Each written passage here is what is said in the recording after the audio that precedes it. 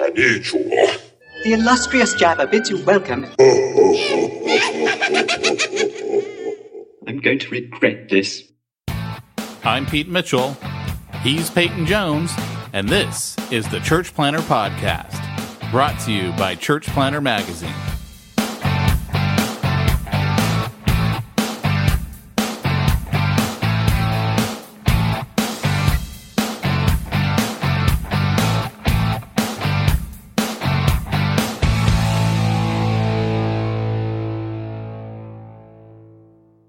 Today's episode of the podcast is sponsored by Portable Church Industries over at portablechurch.com. So I'm getting ready to plant a church again. And here's the deal. The most valuable resource you have is people. So the important thing to remember is it's worth making an investment in the people that are serving your team, your setup, your teardown, all of that. And Portable Church has actually made that a whole heck of a lot easier so that you're looking after your greatest resource, your people. Make the setup and teardown of your church easy, logical, and play a game of Tetris when you're packing up and unpacking. And trust me, that will pay out dividends to your church plant in a way you never expected before. Again, head on over to portablechurch.com. And remember, if we don't believe in it, we're not going to tell you about it. portablechurch.com. But you know what's better than that, actually, is having an established building. You don't got to pack up every week. Oh, wait, wrong thing to say after our sponsor, huh? Sorry. Hey, welcome to the Church Planter Podcast. Oh, wait, hey, Church that's your Planter. line. This is Pete Mitchell, and that was Peyton Jones. Hey, but if you like anything from this podcast, please send the appreciation letters to me. And, if you don't like anything, it's probably Pete. Because, recently we've gotten some comments where people have gotten us a little confused. I would just like to point out that we had someone else reach out to us about sponsoring the podcast. And so I think you're feeling a little randy with Portable Church. Because I'm not, but I listened to an old podcast from, I don't remember which one it was, but dude, it was I think it was Preaching Series number 8. Can you believe that? And it just came up on my iTunes. For some reason, it was in my iTunes and it was on autoplay. And I decided to give it a listen, and it was funny. I mean, normally I don't think I'm funny, and our podcast is, it is what we're just talking. But I was listening. I normally think I'm funny. Oh, man, I'm telling you what. I was like, this is like, we're not trying to be funny every time we get on here, but I think Pete and I, we amuse ourselves. And that's part of just what this friendship is, but it's two guys amusing themselves. Why did that sound wrong? Hold on. Alexa, turn off my office lights. You're just showing off now. Wait. I'm trying to see if I can trigger anyone else's office lights in their office. You remember that when we used to do that? Yes. Alexa, turn on my office fans. Oh, much better. It's getting too hot here in the old Mitchell office. That's so funny. Yeah, we used to trigger. That's right. We'd be like, hey, Siri. We did. We did. We saw one commercial that someone was messing around with the Google Home, whatever it is. I don't have one. And we were like, oh, we got to do that. We're like, hey, Siri, go to PeytonJones.ninja and stuff like that. Hey, Siri, mail off a check. Make an automatic deposit of $5,000 to the next Nigerian prince that emails me. Something like that. I like it. So what's new with you this last week? Dude. I missed my calling as a lawyer, apparently. Oh, yeah? I know you will find that hard to believe, but I had 100-and-something page document that I had to send to one of my relatives who's an attorney to look over for a little matter that I'm entangled in at the moment regarding my house. And he was like, dude, you missed your calling as a lawyer. That is fine work. So nice. Yeah, it was kind of cool, but I had blood drawn this morning. Ooh. So I'm a little dizzy, a little punch drunk. And little. Are they bit checking for anything, or is this just keep you healthy type stuff? I have to get this. physical every year for my job. And if I go get a physical, they dump money in my health account. So I go get my physical. I wouldn't, but hey, I think that's great. Hey man, it's good money. I mean, I can't argue with it. I've been debating whether or not I should go to the old urgent care, but I have not. I've said, hey, you know what? Psh, nothing's gonna happen. Petey's invincible. Petey's gonna live forever. Hey, left arm radiating, a little bit of pain and numbness, shortness of breath, anxiety, and the feeling like an elephant on my chest. What could go? I mean, really, what could that be? I don't see any blood. Is that from a movie? Because that was like too quick. Well, it's my nursing knowledge coming out. Wow. That's funny. You just thought I was a pretty man in high heels. I didn't think you were a pretty man. That's probably good. It makes it easier to work with you.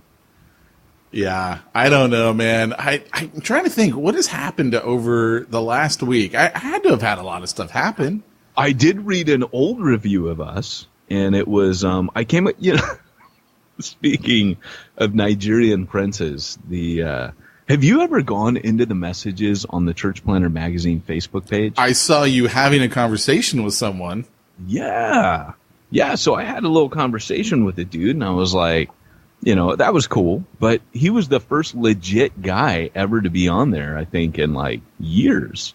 And everyone else is like Nigerian princes. So we do get a lot of the Nigerian princes. I'm a pastor over here. Can you help support us? Send us some money. Right. Yeah, that's primarily what we get. And so I was like, I said, hey, sure, I'd love that. Are you a Nigerian prince? And of course, he didn't think that was funny. But then I scrolled down, and I saw an old review, and he was like, I listened to this, and he bagged on me a bit. And he said, I would have thought someone who lived in the UK. Now, he was upset at your gun talk, and they're a little sensitive over there. But I was thinking to myself, hey, back-to-back World War champs over here. That's all I got to say to our friends in the UK. 2-time world champions in the biggest international sport ever played. So, it's funny because, never mind the fact that I'm always silent in almost every conversation. I'm saying, well, I don't have guns, or I think ninja stars or whatever. I didn't see this review. He was mad. He was like, what did he say? You have to go in there. And, obviously he was listening when you were on your, we followed Pete through his underwear craze, his charger phase, his gun phase. It'll be something next, just stay. We have about one of these a year, right? That we're doing this together. So I'm now incredibly curious because I don't remember this. Yeah, well, hey, take a moment, familiarize yourself, and we will flame him. Oh, really? It was one of those. It was a bad review? Oh, well, I don't know if it was a bad review. No, he just messaged us, and he was just sharing he was disappointed. Oh, really? With you mostly. With me slightly. In fact, it was probably more like, Peyton Jones should have known better. It's probably worse for him, And I'm thinking, I'm the guy the whole time that's like, hey, man, let's move on. Let's talk about something else because I have nothing to say on the topic. But no, he was mad. And at the end, though, he did say, when it did finally get around to spiritual things, I did agree with everything Peyton said. And then he goes, but I learned my lesson. Like, really? Hey. This was on Facebook? Yeah, it was on our page. If you go into the messengers and you weed your way, and kind of weed out all the Nigerian princes, you'll find. Man, how do I do this? Now I'm like, I got to go look at this. You know, it's hard. I don't know why it's so hard. That's why I never look at them. It's like a maze to try to get in there. We actually have a prince reach out to us. Yeah. Did you see that one? Yeah, no, it's not that one, but, Hey, if you are a Nigerian prince, though, we don't mean to make fun of you. Particularly if you have money, just donate it. Like, don't even email us. Just reach out. We'll take it. We'll accept it. We don't want to interact with you. Like, we don't want to be your friend or anything, but we'll take the money, And You know, Pete, it's funny because you might think with his red hair and baby white skin that there's no way he could be tied to a Nigerian prince. But I'll have you know, if Pete does a saliva swab and the DNA genetics test that you mail away for, we'd probably all be in for a surprise. He'd probably be on the next commercial going, hey, I thought for sure I was of Irish and Scottish descent, but I did the test and I'm related to a Nigerian prince. And I made $2.1 million. And then it'll say in parentheses, over his lifetime. Yeah, I am a Nigerian prince. Pete, you're whatever you want to be. Well, for all of our friends in the UK, I am actually going to another shooting training this evening. This will be support hand training. That's where you shoot one-handed with your non-dominant hand. So I'm a righty, and I'll be shooting lefty. And, we got to practice for... hey, we had another shooting yesterday. Actually, I think they wanted it to be bigger than it was. Like, that was what I took away from the media. At first, it was like, 6 people died, and then it was 4 people died, and then it was... 2 people died and the guy killed himself. And it kept going down and down and down. It was like that. It's funny you mention that because it actually was a little bit like there were sharks for blood. Actually, there's a famous, not so famous, I knew who he was, but on Twitter, there was a gamer who was there who won the 2000, I don't know what year, championship, like 16 or something. And he got he got shot in the thumb. Which for him... Yeah, wow. I mean, that's. Hey, I don't care where you get shot. Getting shot is not like... No kidding, right? I mean... you'd rather it be a finger than an abdomen, you know what I'm saying? But he just was saying, wow, I'm really fortunate, you just survived. And there was a media guy, like a journalist, who goes, hey, I am so sorry to hear about this. Obviously, your safety is of utmost concern and top priority. But when you get a minute, call me. It was kind of like... And people just started trashing this dude, hey man, show respect. And then all the bad stories, everyone's like, when my father was murdered, the media, it was bad. And I was just like, yeah, dude, you really gotta but they were like sharks, in a feeding. They really were. And it's kind of interesting to me because, we talked about this last week that I'm really wondering, are we seeing the end of modern civilization? I mean, certainly pleasantries are gone nowadays. There's no discussing. We can't disagree on issues without someone calling the other one a Nazi. That's just how we talk now. My favorite little golden book is called Everyone Who Disagrees with Me is Hitler. Oh, and really? Then it says, and then the subtitle is a children's online guide to political discussion. Wow. And it's got Hitler riding on a sled through space with a rainbow trailing behind him. It's a great picture. I was thinking about this morning. I was like, okay, so Trump keeps getting closer and closer to either getting impeached or who knows, right? Even though the whole Russian thing was, it's been proven to be a hoax, it doesn't matter. They've taken it and they're going for blood. Neither side likes this guy. Republicans don't like him, Democrats don't like him. Right. And the whole time I'm sitting there watching this going, okay, we got literally the Catholic Church is now imploding. We got mega churches across our nation imploding. I think we might be watching the United States implode. I'm like, so is this how the end times actually comes around? Is everything just gone? I don't know, man. Yeah, it's hard to say, man. I don't know. And here's the thing. Just a little word to our UK friend who I didn't even bother to check the date. It was, I figured it was sometime in the last year, being that it was bagging on Pete's gun. Yeah, no, it could have been any time. Let's be fair. Could have been what? Anytime? It could have been any time. Well, here's the thing. Welcome to Smack Talk, by the way. Ladies and gents, we speak to church planners. And when I hear a guy who's like, hey, by the time I got spiritual, I'm thinking, kind of like Jesus said to the Pharisees, you know neither the scriptures nor what it says about such and such. Here's the deal. And I know those are fighting words, but here's the deal. Everything is spiritual, my friend. Your theology is just a little bit off.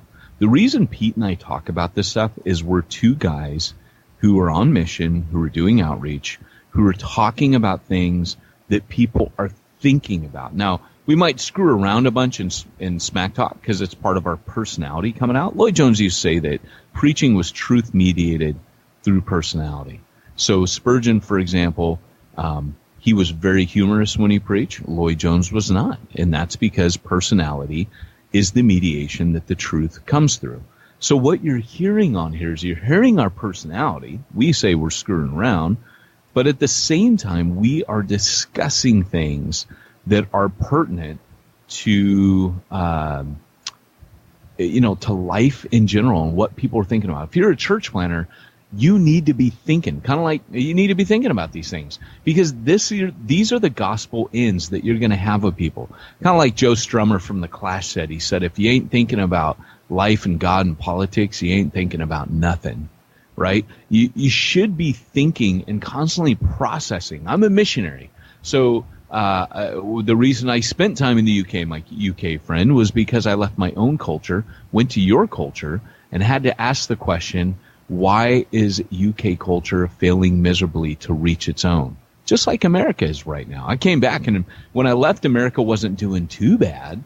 When I came back, it's doing horrible. And all I draw as a conclusion of the matter is that we are simply following the Brits, and we are behind the Brits. Now, the Brits the churches have definitely gained some toughness. They've gained some resilience. They've gained a lot of cool stuff. But I got to be honest, when I lived there, the cultural divide, I would see people come and get saved in the factory. They would come to church with me on Sunday, not a church I planted, but a church that I served with when I first got there. And they'd be like, dude, this is so far removed from real life. And that was God planting the seeds of church planting. So I would challenge back, and I would say Smack Talk is, if nothing else, a showcase of two guys on mission processing life. And for us, when you're on mission and you're talking to non-believers, you're constantly processing everything in culture. I posted on Facebook a couple days ago, and then I'll stop my salty rant. But the Think Christian website is my favorite for this reason. It doesn't matter what it is. It doesn't matter if Chris Cornell commits suicide. It doesn't matter if Batman declares he's an atheist in a comic book. They're going to talk about it. If someone comes out with a new album that hints at something that talks about redemption, they're going to post it, because there's always a bridge. We are spiritual beings. Therefore, everything going on is spiritual. Jesus told the Pharisees, how is it that you can't discern the times? And so, Pete, when you said that just a minute ago, it kicked me off a little bit. I feel that many of our religious leaders today, they can read the weather, like Jesus said, but they can't discern the times. Yeah, well, that's a little bit deeper than I was thinking of going. That's what I'm here for. See, you're here to look pretty and be funny. I'm here to say intelligent things. Well, no, in all honesty, though, I do look at this. I look at what's happening to our country and the fact that no one will talk to each other. Like, they just won't. They won't talk to each other. And I'm like, okay, what happens if they actually get Trump removed from office? Right. And I'm like, okay, do you guys realize that all of his supporters are like massive gun owners, and they're half like crazed right now anyway? I'm like, right. And I'm not trying to say if you're a Trump supporter, you're crazed. I mean, as we've said on the show, I'm not a Trump supporter.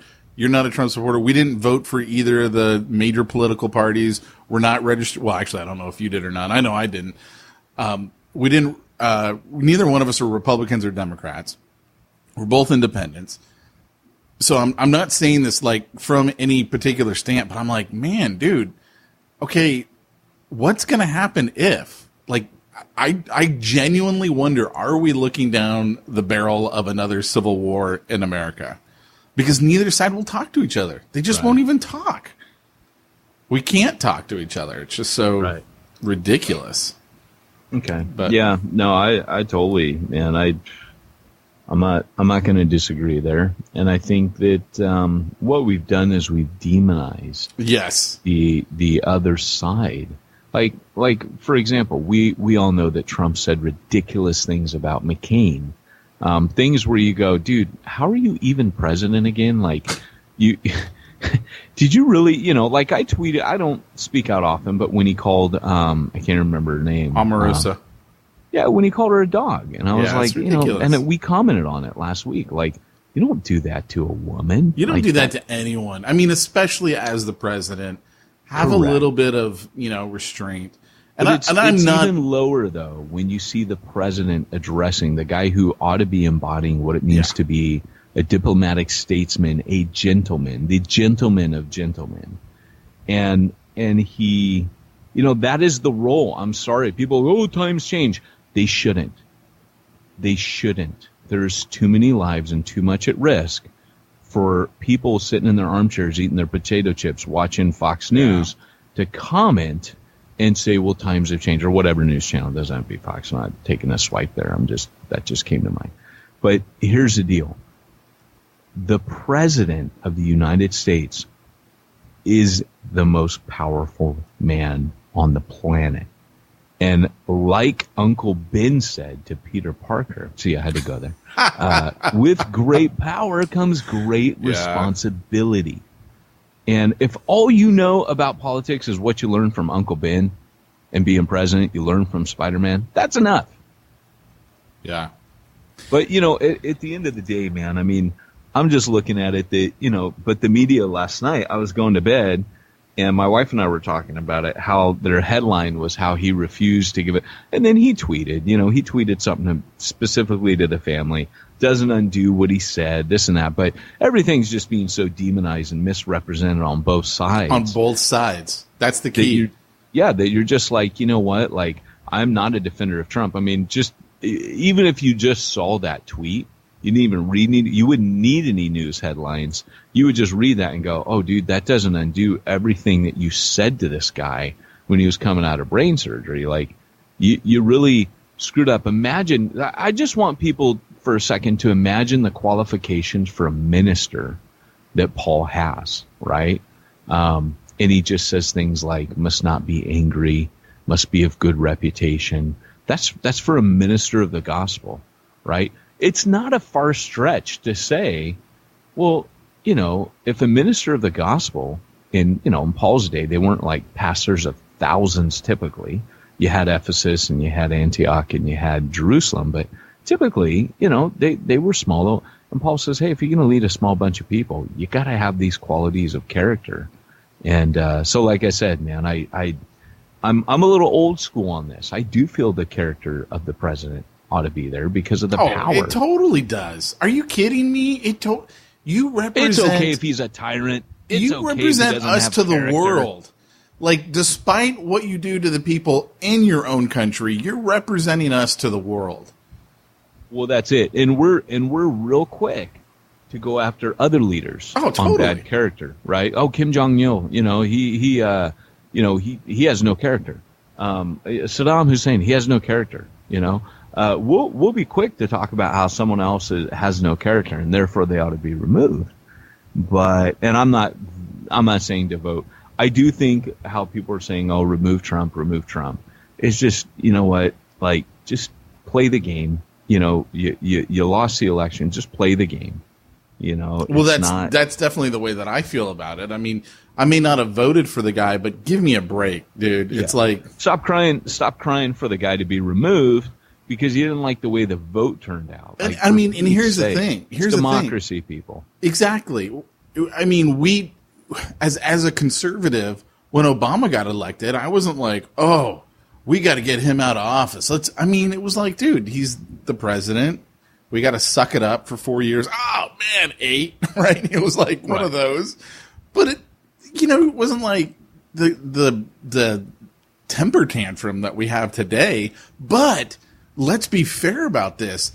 Like, there was a unique vacuum in politics at the moment where you could have a guy like Trump who literally just bags on everyone, tearing them down publicly. And everyone was like, yeah, that's what we need. We need someone to finally tell these guys off. And that got him elected. That was it. You had the absence of anyone who seemed like they had a backbone or something really to say. And I think that's why Bernie Sanders, for at least a big cross-section of America, he had something to say. And for those of you that are like, oh my gosh, I did not support Bernie Sanders at all. But again, this is what we're saying is people aren't able to talk to each other anymore. Yeah. Like if you're ready to turn this off, you're just part of the problem because I can't hear that. At least I thought I was safe here. Pete and I are backing up and talking critically. We're just trying to critically think and observe and stand outside here. Because Pete and I are both neutral. We've always been neutral on this podcast. And we've always we're neutral in the sense that, I can speak for myself here. I'm so conservative. I haven't had a politician in any election, I think, since I was born. So, no one speaks for me. I'm way too conservative for all of that. But one of the things, and I mentioned this, months ago, one of the things that I had to do was I had to turn off certain Facebook groups that I was a part of. Right. Because the memes that they would post, to me, were so stinking funny and accurate. But I realized it's not helping the conversation. And I still catch myself to this day, right? So I'm not trying to say I'm innocent and I don't repost someone else's memes. But it was a lot harder for me when I was constantly being flooded with, memes and stuff that would not help the conversation. They would just be funny to me and I would repost. And I'm like, that's not the right thing to do. I can't have a conversation with someone I disagree with when, I'm putting a smackdown on them every time they look at my Facebook feed. Right. And I know I would say that probably most pastors are a lot better than I am. That's just, I don't know, man. I don't know. I think people like living in an echo chamber because for me, right, I think there's great stock in the way the British do it, right? They have that shadow cabinet where it's the opposing parties, and they make a cabinet of advisors from the opposing side, and it brings balance so that you're still leading the country together. But the shadow cabinet is not; they're not the ones in power, and that is such a healthy system that you've got. You're still getting that input, and people are still, for the good of the country, trying to move the ball forward, and you're hearing those perspectives. That, to me, is where we've lost. And I think that's what McCain embodied to a lot of people was, they said that he could cross the aisle. And, some people are like, that's traitorous. No, he was trying to get things done for the good of America. And I think that's where other people appreciated him, was he was like, well, look, we've got things we disagree on, but we've also got things we agree on. Let's move forward together on those. And I'm going to be a gentleman, and I'm going to reach across and shake your hand, give you the respect. Now, for me, politics is because on the one hand, I'm talking about this guy ought to have character and he ought to hold himself a certain way, and yet I don't trust any of them, right? So I never pin my hopes to politicians. Yeah. And so I'm saying this in theory only, realizing that for me, my view of the presidency is you might go in there with ideals, but probably the truth is you probably pretty much fried your character to get there in the first place. Not necessarily always, but probably by the time you leave, you've gotten your hands so dirty that you probably, you gotta go to bed at night thinking the ends justifies the means. Well, look at this latest thing to come out in the New York Times, the sex abuse fund that Congress has. Over $15 million have been paid out to sex abuse victims by congressional members. And You're kidding me. Oh, no, the New York Times just came out with this weekend. It's a secret fund, and they showed this is the act that Congress passed. You can't go public in the era of the Me Too movement if you have to go through their channels. They're trying to save themselves. Oh my gosh! And now, over $15 million dollars of corruption given out. It is, yeah. But my point is what you're saying is true. To reach that point, you were probably so corrupt And I mean, you don't have to be, but I mean, come on. It's well, like you can't give people power and tell them to be good boys with all that power. Well, they're not being good boys with it. That's for sure. No, there's psychological things that happen. Well, think about it in our churches. And I know this is part of where we're going to go today. Into our talk today. Yeah. I mean, look at it in our churches. We've got now, we're seeing more and more mega churches crumble. And we got these powers that have been given this, pseudo, I don't want to call it power, but it is power. It's an authoritative position. It's a, I don't even know what to call it, but I mean, if you've ever been in a church, and all of you guys have, hopefully if you're listening to this podcast. Well, and normally, like there are denominations out there that it's a little bit more checks and balances. But I think the Presbyterians, they probably are the closest thing to getting this right, where there's just a lot of accountability. You have a team of elders, and then you have a greater team of elders called a presbytery, where they come together and decisions are made where guys can't just run off and do whatever the heck they want. I'm sure there's abuses there too. But my point is, we've all been in churches where the pastor's kind of like the boss CEO, and if you disagree with him on the wrong things, you're gone, right? I mean, because of the way that it's set up, which ought not be. So therefore, the guy, if he decides he wants to take these trips, he takes them. Nobody questions. If he decides, hey, I need this, he gets it, and nobody questions. If he says, hey, I feel the Lord telling me we're going to go this direction as a church, and therefore we're going to need to start this new building project, the church better get in line. The leadership, the elders better get in line. No one wants to oppose what God is telling our supreme leader. So because of that, there is a lot of room for abuse. If you want to stay on this panel, you better get in line, It's not good, man. Yeah. Yeah. So should we actually break into our topic? We probably should, because our topic is a little bit different. Our smack talk wasn't nearly as fun as it normally is. Well, no, it wasn't fun, but that's okay, because I think to a certain degree, it just needs to be what it is. It's two guys talking. These are more serious topics. And also, too, man, the thing, to be honest, I am heavy-hearted coming into this topic today. There was a minister in the Inland Empire here in California who tragically took his own life.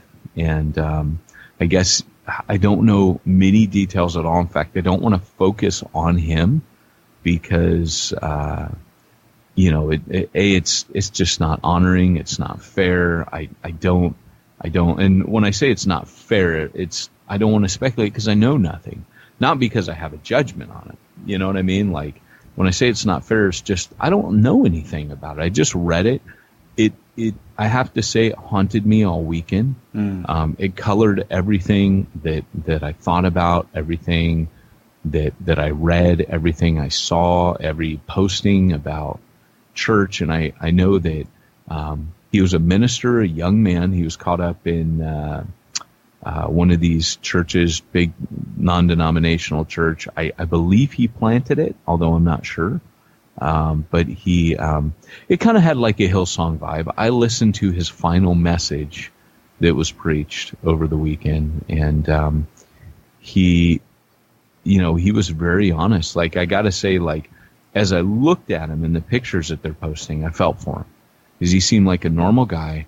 But when I watched his final message, knowing what I know as a psych nurse and just kind of knowing what happened afterwards, going back and watching that sermon, they had given him a 3-month sabbatical, and he had come back, and he was just, you could tell he was struggling up there under those lights. He wasn't better. He wasn't okay. 3 months wasn't enough. It was almost kind of like, here's 3 months, which was very compassionate. And yet, what do you do when your pastor comes back from a sabbatical after 3 months and he's not better? Do you tell him fake it till you make it? Just go up and, make the people happy, dance so they keep throwing coin up on the stage? What do you do in that situation? Because he was the teaching pastor. Do you It's hard to say. And my heart just really went out for him because I could see up there, like, he wasn't okay.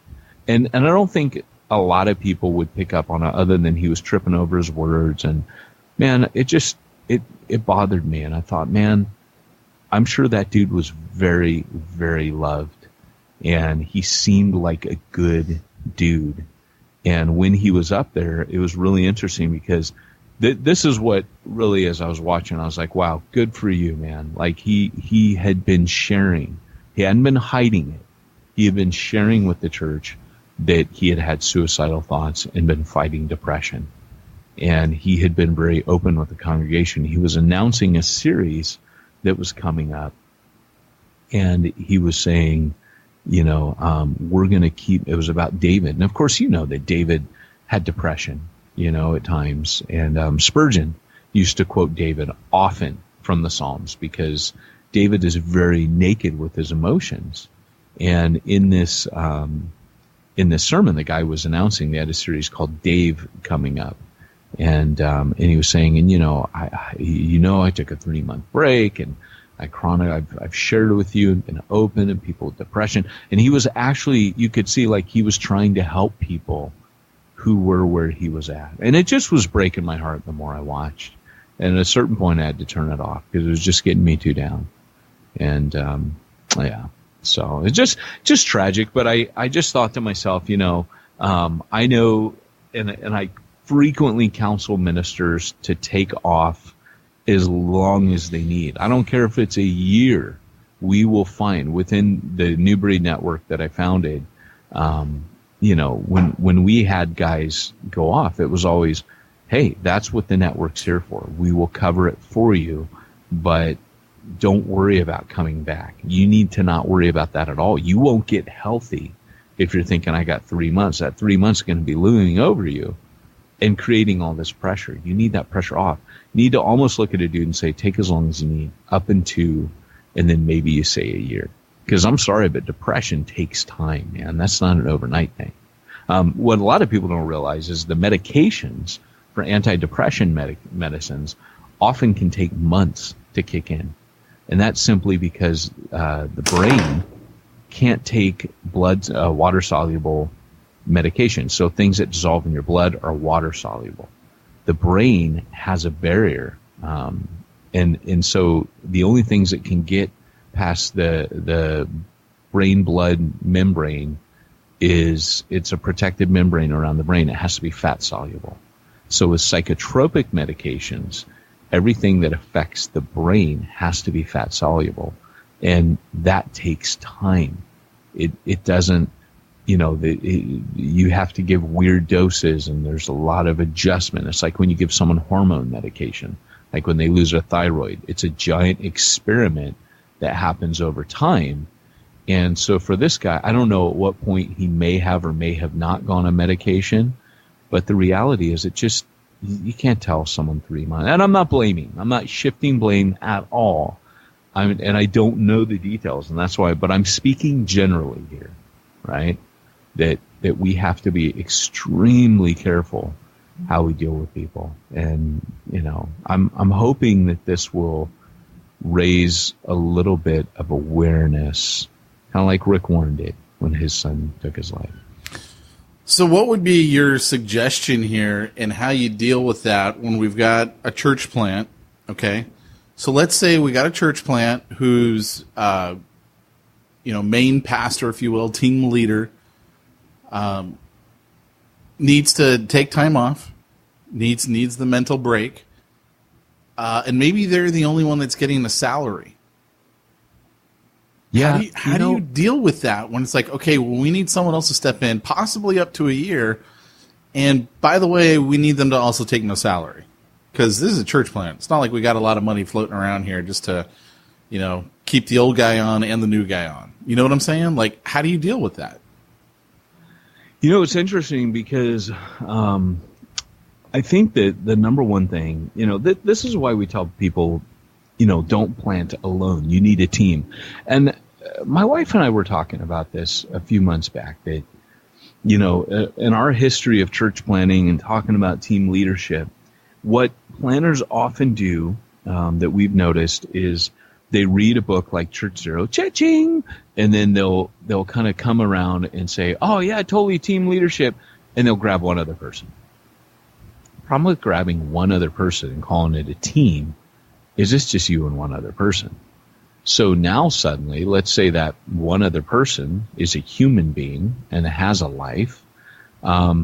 There's not a team. It's more like now when you go off, you dump everything on that person, right? And so you don't feel the freedom to do that. But if you have a true and proper team, multiple people that you can, say like a team of 4 or 5, 3's even better, but not ideal.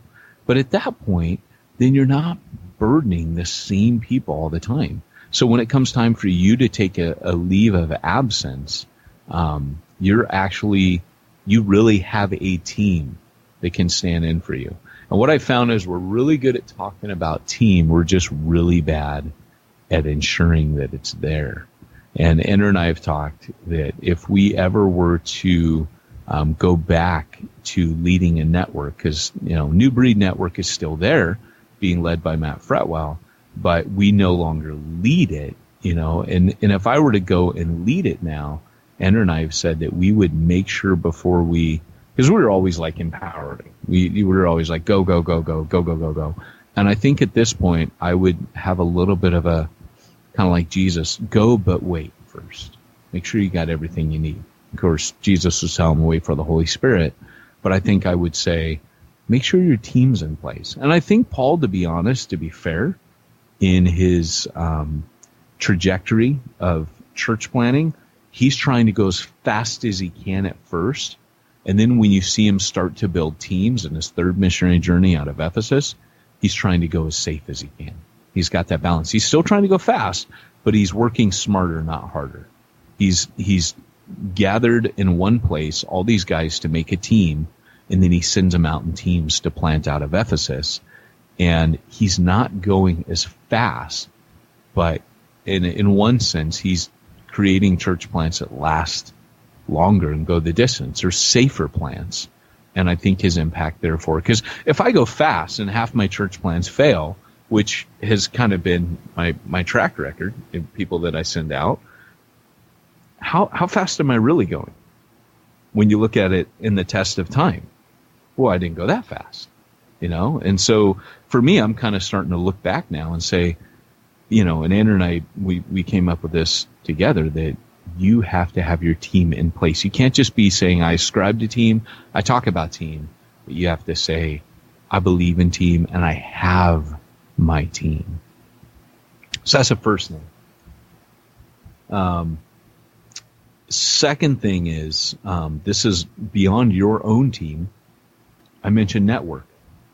When you take a sabbatical, you ought to be able to reach out to other churches that you're in relationship with and say, hey, I'm going to be gone. So, for example, we had Refuge Long Beach is in the same network as another one of our churches, and that church is taking a sabbatical. And we immediately were able to send Mike Bonham over and say, hey, be there. And that pastor just gets to take a sabbatical knowing that there's another competent leader who's able to lead in another congregation standing in and stepping in. I wondered why he was going over there. Yeah, that's exactly why. That's cool. Mm-hmm. That's what a network is for. That's what it ought to be, that you can call. And if the team, if the leadership of the church that you're calling on has a team, they can sacrifice a team member for a time. It is a sacrifice, and it does cost that church that the person comes from, but that is one of the things. And then also too is help, getting counseling, getting help, getting, professional help. I do think that when a pastor has that, the church needs to collect for that. The church, if the guy's like, if I were in a church plant and I said, hey guys, because I got touched by depression for the first time in my life, personally. I've never been depressed. I'm like the buoyant bounce back kid, you knock me down. It's kind of like Rocky, when he goes, it ain't how hard you can hit. It's how much you can take the hits and keep going. That whole line there. Yeah, you have to say it as incoherent and as not making any sense until you read between the lines as possible. That's how you do Sylvester Stallone. That wasn't bad, was it? It really was right. It was very accurate. It's very funny. So, and so I'm like, that's basically how I've been. Like, you can knock me down for a day, but I'm going to get up and keep coming at it. It's like the Terminator.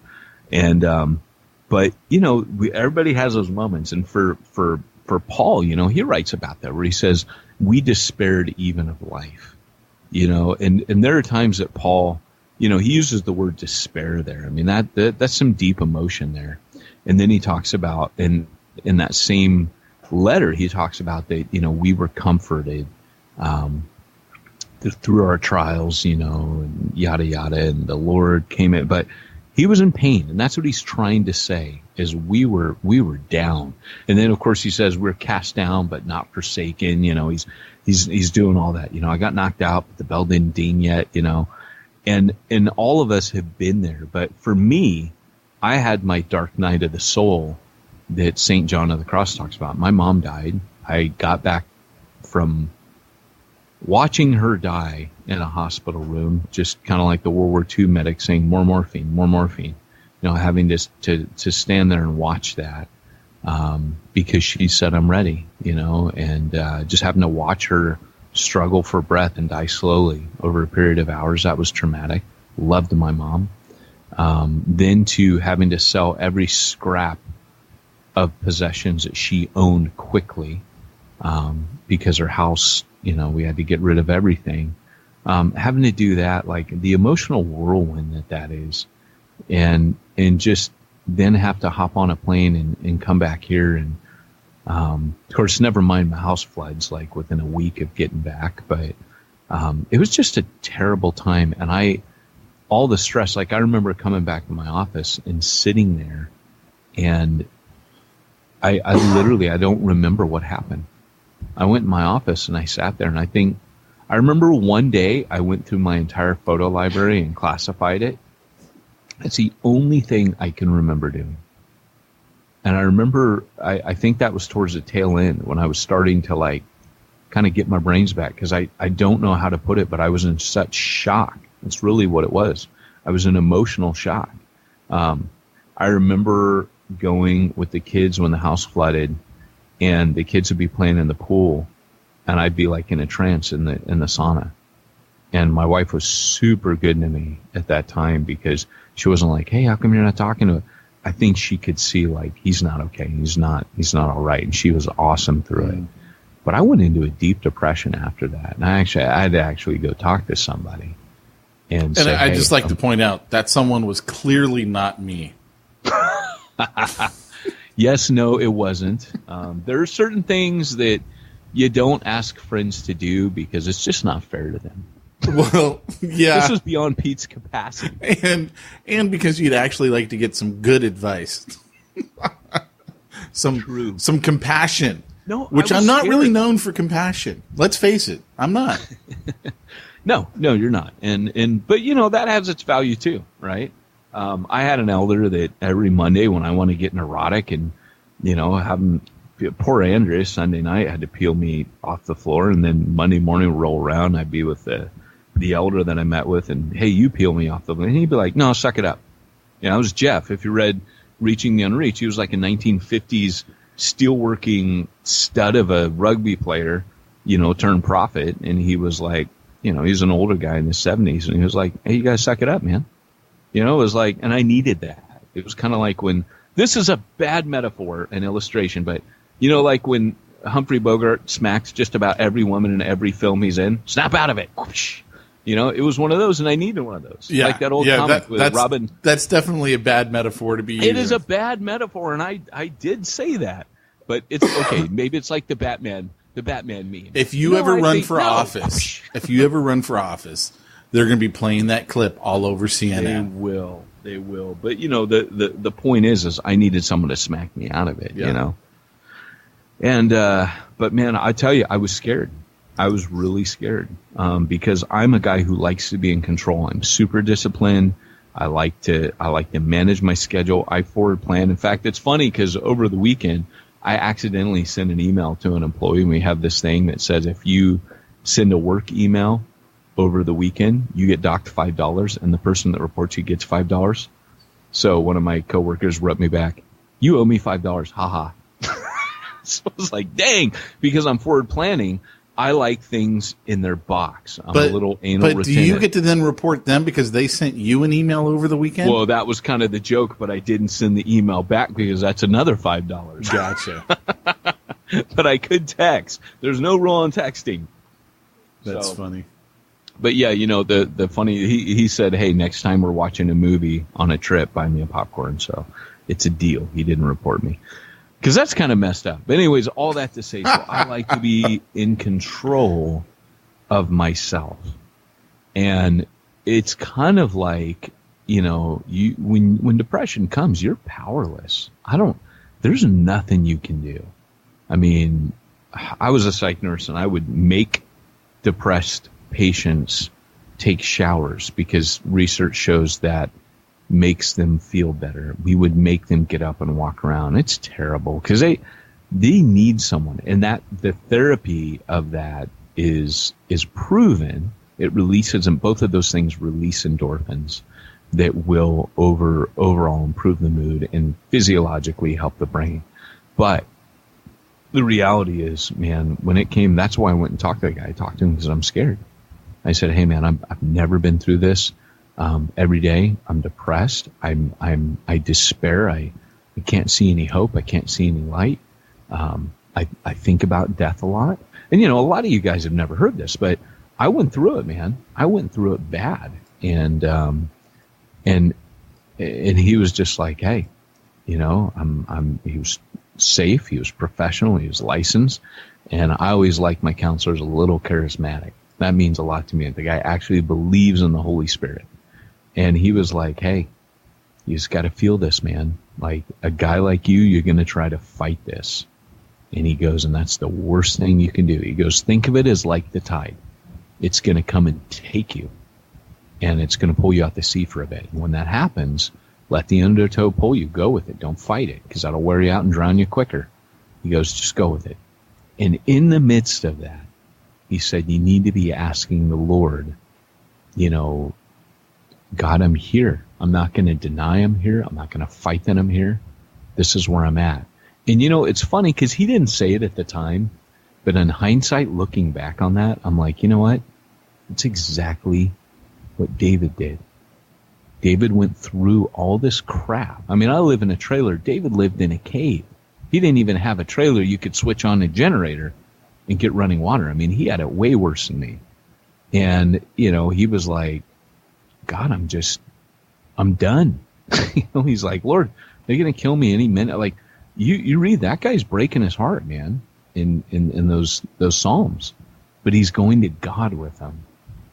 And that's important. And, I'm sure this guy that took his life, sure he was going to God with it. He had a hashtag that was God's got this. And I believe he probably tried as much as he could to believe that up until the final moment. And who knows what his mind, it could have just been, he's like, God, you got this, but I'm too tired. I don't know what it is, but it's a tragedy, and he's in glory now. And as he's there, I know that he sees things from a different perspective. When you have depression, you have such tunnel vision. On one hand, you could judge him, like say, oh, you left 3 kids. How could you do that? You can't see or feel those things when you're in depression. You just can't. You can't process that. I've seen people so severely depressed that if a fly lands on them or a cockroach crawls on their face, they won't swipe it away. That's how gone they are. And it's just that they don't have the drive, motive, or ability. And dude, it's just, now that I've tasted just a fraction of it, it's, I mean, I could tell you everything about it scientifically, but I'd never been through it. And of course, Spurgeon writes about these things a lot. In answer, Pete, to your question. I know I'm going on and on, but Spurgeon really, he has a chapter in lectures of my students called The Minister's Fainting Fits. And a fainting fit is, he's not talking about when you faint in the pulpit because you're so like, doing the, and God said, that I'm going to, and then you just, and he said in that chapter, go ahead. No, we lost you, but you're back now. Are you serious? You lost me for what part? Just right there, right before you said go ahead. Oh. No, I was just saying, like he was talking about depression, not like fainting in the pulpit.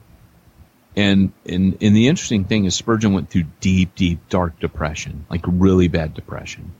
So did Luther. I mean, we've chatted about all this, but Spurgeon, he knew what it was to lock himself away and not want to see anybody and just not be able to get out of bed. He struggled with that.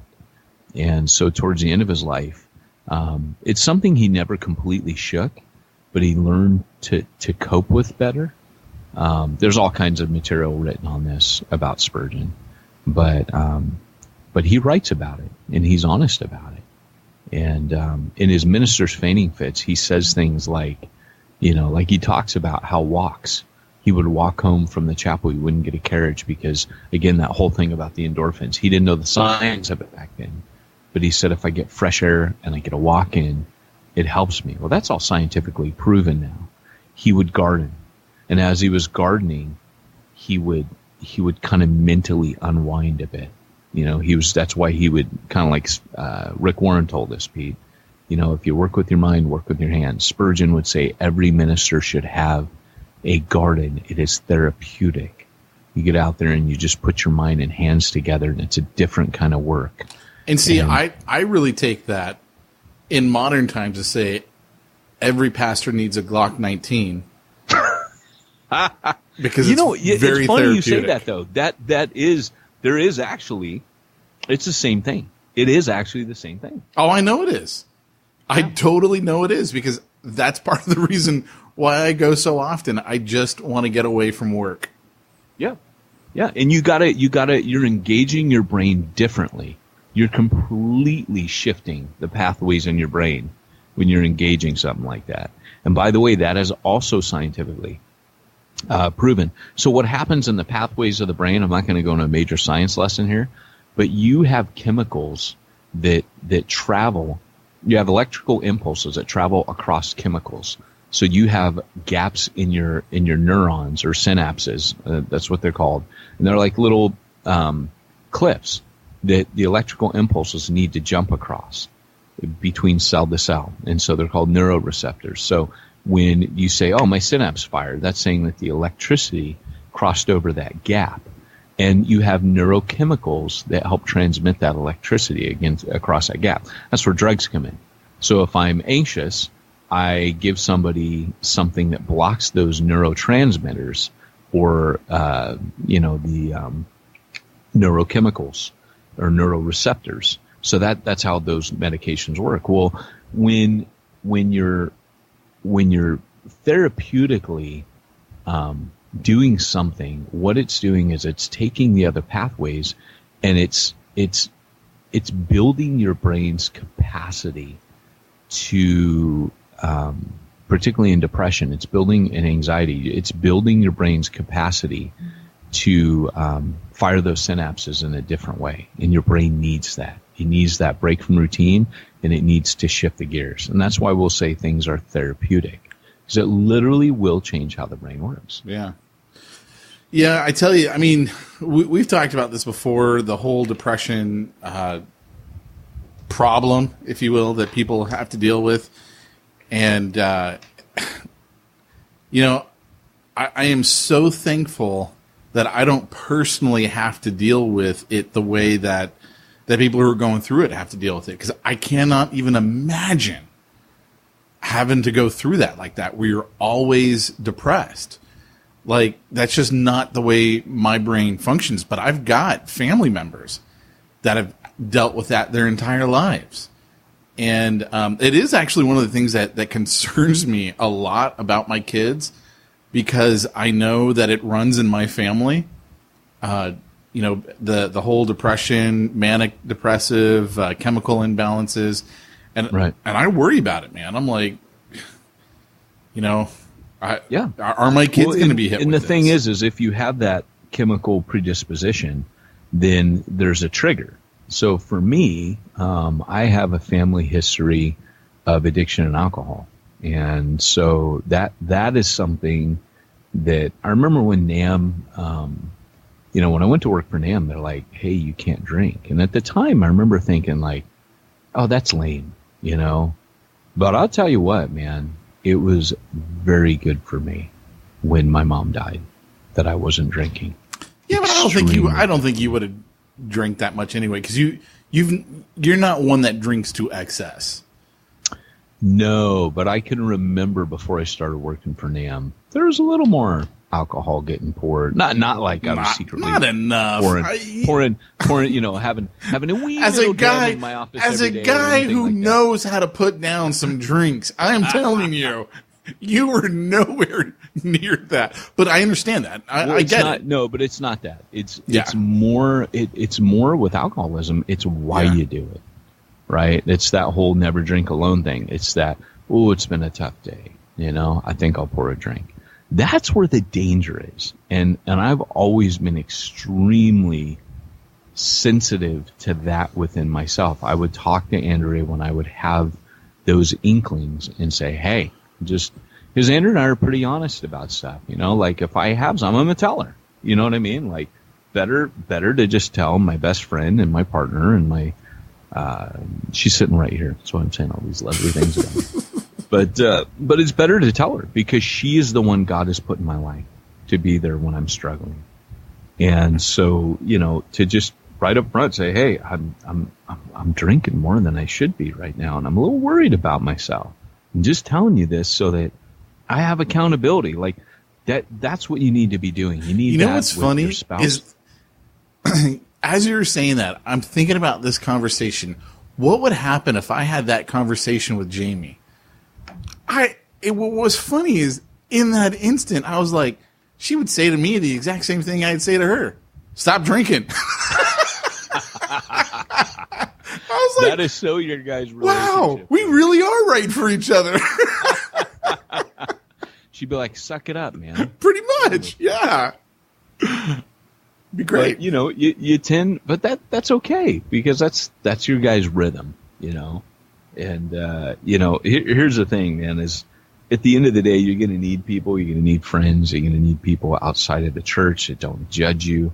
I think if your only support system is the place you work, AKA the church, unless you're a Bible planner or minister, BibleInnerCircle.com.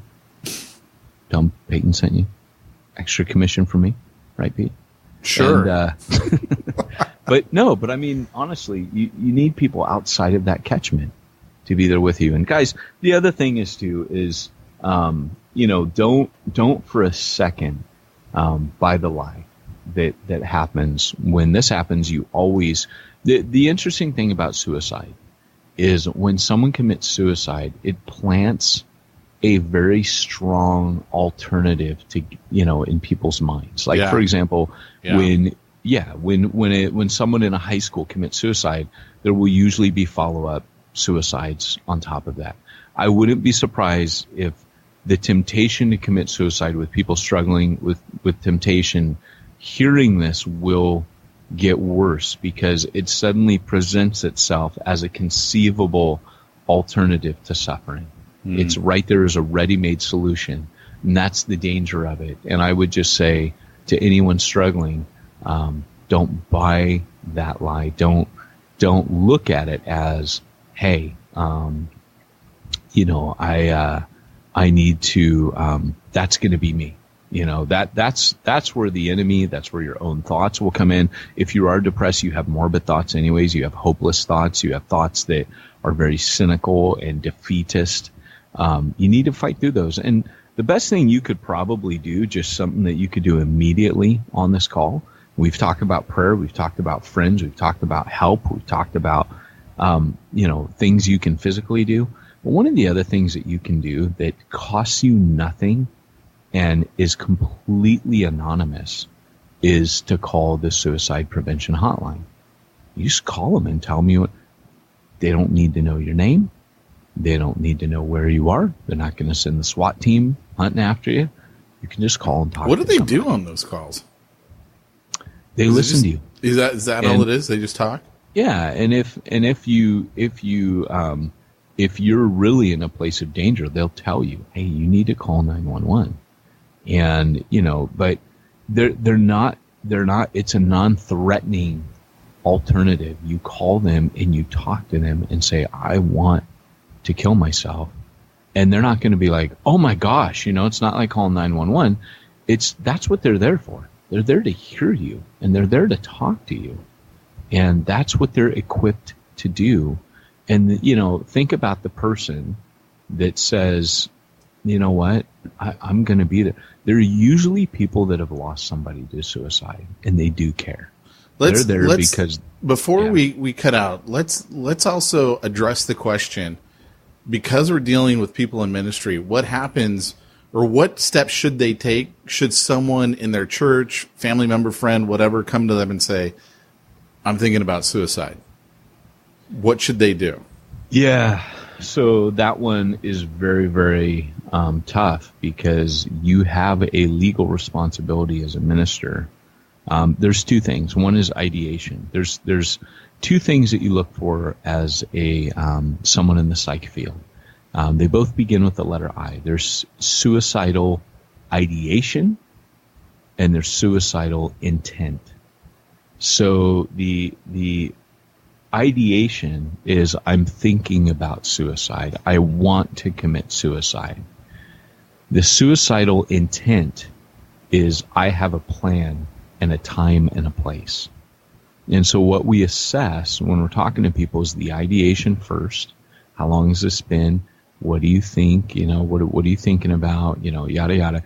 Then we move into the intent. How have you thought about how you're going to do it? Have you thought about when? Do you have and we start asking all that. And then we ask them, have you attempted before? And yada, yada. And often, people that even attempt suicide, it's not what they really want. They just don't want to feel what they're feeling. That's the saddest thing about it, is people who commit suicide don't really want to die. And I think that's the most heartbreaking thing about it. So when you're looking at it as a pastor, if it's suicidal ideation, you get them help in the form of counseling, and you listen to them, and you get them treatment. If it's suicidal intent, that's why we have something which is, I am going to commit suicide. Like if I leave this office here, I'm going to go hang myself. Then you say, okay, well, look, I'm here for you. Let's get you the help you really need, which is let's get you into a place right now that's going to keep you safe. And you call, but I don't have insurance. Oh well, it's like, and you don't call the center. You need to call. Really, you call the police, and you can call an ambulance. But just call 911. Tell them I have someone here who, needs to be kept safe. They're a danger to themselves. And then someone might say, well, what if they run out of my office? Well, they might run out of your office. Still call. Then I feel bad because they came to me as a pastor. Well, you're going to feel worse when they end up dead. And you think, well, they came to my office and I didn't do anything, and they went home and hung themselves. And that happens. And so, people in my church, I do tell them, look, if you come to me and you talk to me, I will help you through it to the best of my ability. But if I feel that I can't help you, then we will get you treatment. And, you sometimes have people who they have a disorder, a psychiatric disorder, or more of a personality disorder, like borderline personality disorder. That personality disorder uses suicidal threat or threat of suicidal harm as a means of seeking attention. And so what they'll do is they form a codependency with someone like a pastor or someone in pastoral authority, and they'll do this, and you'll see it. Once you start learning all this stuff, you start seeing it, And what I've learned to do as a pastor is I tell them, if you come to me once, we will get you treatment. If you come to me twice with this, the next time we will put you on a hold, a legal hold, a 48-hour hold, because, that's what you're going to need. So I let people know that I right away perceive their personality disorders, that, hey, I have a responsibility. And you do have a legal responsibility. It's like if a teacher is approached by a child who says, I'm going to kill myself, they have a legal obligation. They can go to jail for not reporting that. It's the same thing as if someone comes and says, I'm being physically abused by my husband or my parents. You don't have a choice anymore. And so in that sense, I'm not saying you got to call the police because someone comes to you and says, I'm going to kill myself. I'm saying you look at ideation and you look at intent and you make the judgment. You still have to get them help. And so the question is, who are you going to call? So in that case, you get them in to see a psychiatrist or a therapist. You start with a therapist, perhaps, if you're not that concerned. And then the therapist some therapists can prescribe medication, others cannot. So it just depends, and if they feel it's above their head, they'll refer them to a psychiatrist. So that's how it works. Well, cool, man. I'm grateful that you shared all that.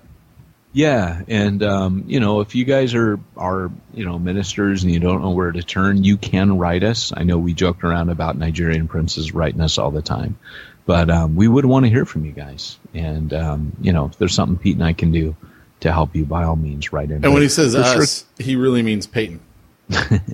Yeah, but the thing is that I don't want to read another headline.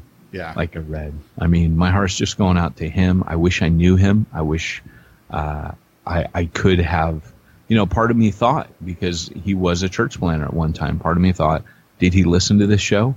He's not far. I know a lot of people that know him. It's possible that at some time or another, he was a podcast listener here and had heard things. Are there things that we could have shared? So, all those things that I just think, I know that when I look at the numbers of people that, I just looked yesterday, Pete, the number of people that listen to this podcast, I know that there are others out here right now listening to this podcast that say, I'm not too far from that. Sure. And, so let me just do something we don't normally do on here, Pete, and I just want to pray. Sure. Lord, we just lift up any of our podcast listeners that are struggling and in even what John Bunyan called the slough of despair, that place where they can't get out of the swamp and they're trying to get out.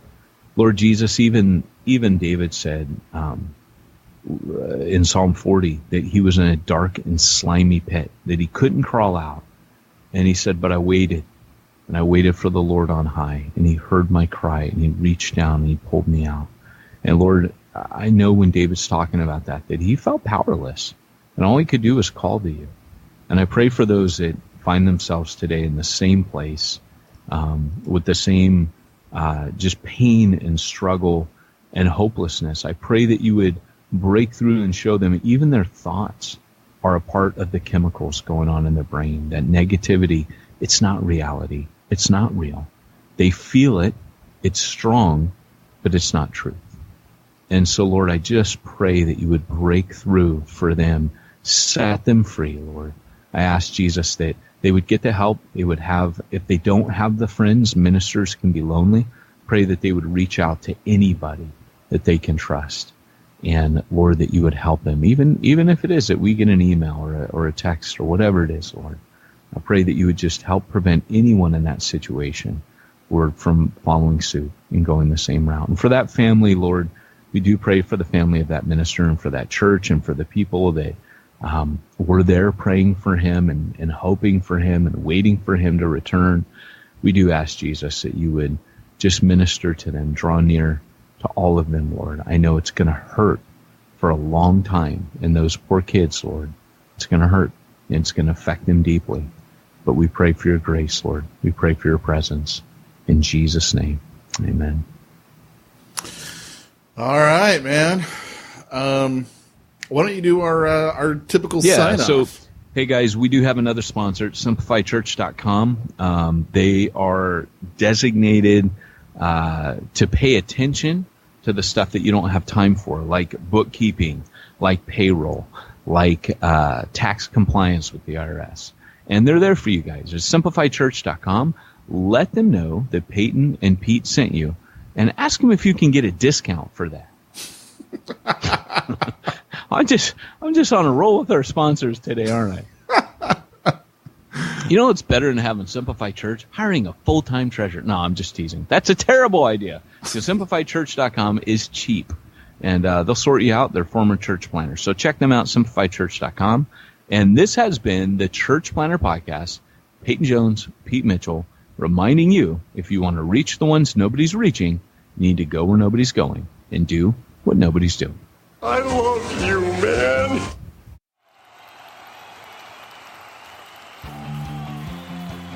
Thanks for joining us for another weekly episode of the Church Planner Podcast with Pete Mitchell and Peyton Jones. We'd love to hear your comments on this episode of the Church Planner Podcast. Visit us online and let us know what you thought at churchplannerpodcast.com. If you subscribe to us via iTunes and have enjoyed the podcast, leave us a positive review. The more positive reviews we receive in iTunes, the more iTunes will promote us to other church planners who would benefit from this show. This podcast is brought to you by the Church Planner Magazine, which is available in the iTunes newsstand or online via churchplannermagazine.com.